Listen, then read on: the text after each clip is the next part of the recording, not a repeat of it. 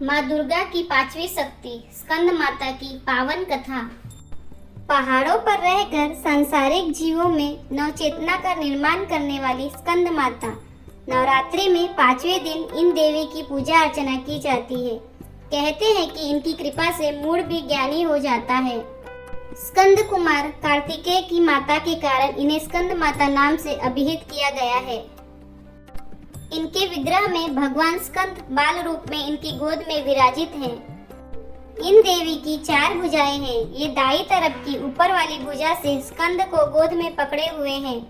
नीचे वाली भुजा में कमल का पुष्प है। बाईं तरफ ऊपर वाली भुजा में वर मुद्रा में है और नीचे वाली भुजा में कमल पुष्प है। इनका वर्ण एकदम शुभ्र है। ये कमल के आसन पर विराजमान रहती हैं, इसलिए इन्हें पद्मासना भी कहा जाता है। सिंह इनका वाहन है। शास्त्रों में इनका काफी महत्व बताया गया है।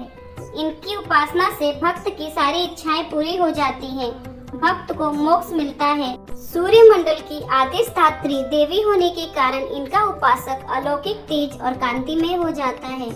अतः मन को एकाग्र रखकर और पवित्र रखकर इन देवी की आराधना करने वाले साधक या भक्त को भव सागर पार करने में कठिनाई नहीं आती है।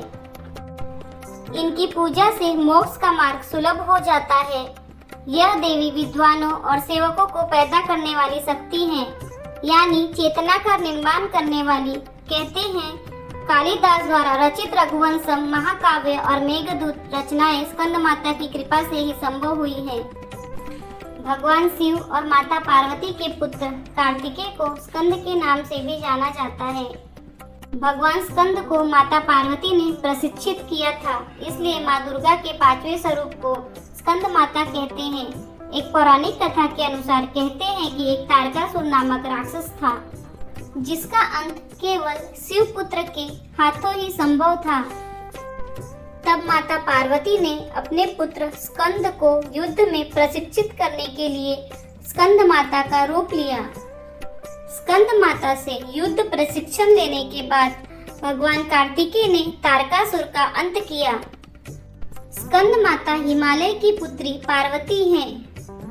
इन्हें माहेश्वरी और गौरी नाम से भी जाना जाता है। पर्वतराज हिमालय की पुत्री होने के कारण माँ पार्वती कहलाई और महादेव की पत्नी होने के कारण इन्हें महेश्वरी नाम दिया गया। अपने गौर वर्ण के कारण गौरी कही जाती हैं। माता को अपने पुत्र से अति प्रेम है। यही कारण है कि माँ को अपने पुत्र के नाम से पुकारा जाना उत्तम लगता है।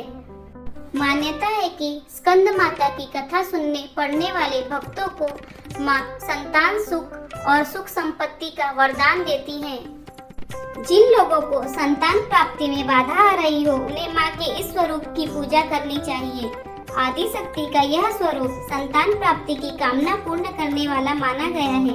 स्कंद माता की पूजा में कुमार कार्तिकेय का होना जरूरी होता है। स्कंद माता को भोग स्वरूप केला अर्पित करना चाहिए। माँ को पीली वस्तुएं अति प्रिय होती हैं, इसलिए केसर डालकर खीर बनाएं और उसका भी भोग लगा सकते हैं। जो भक्त देवी स्कंद माता का भक्ति भाव से पूजन करते हैं, उसे देवी की कृपा प्राप्त होती है।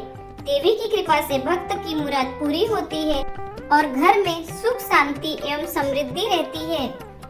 स्कंद माता की पूजा में धनुष बाण अर्पित करने का विशेष महत्व है। इन्हें सुहाग का सामान अर्पित करना चाहिए। नवरात्र के 5वें दिन लाल वस्त्र में सुहाग की सभी सामग्री, लाल फूल और अक्षत के समेत माँ को अर्पित करने से महिलाओं को सौभाग्य और संतान की प्राप्ति होती है। माँ की कृपा से बुद्धि का विकास होता है और ज्ञान का आशीर्वाद प्राप्त होता है। माँ की कृपा से पारिवारिक शांति की प्राप्ति होती है।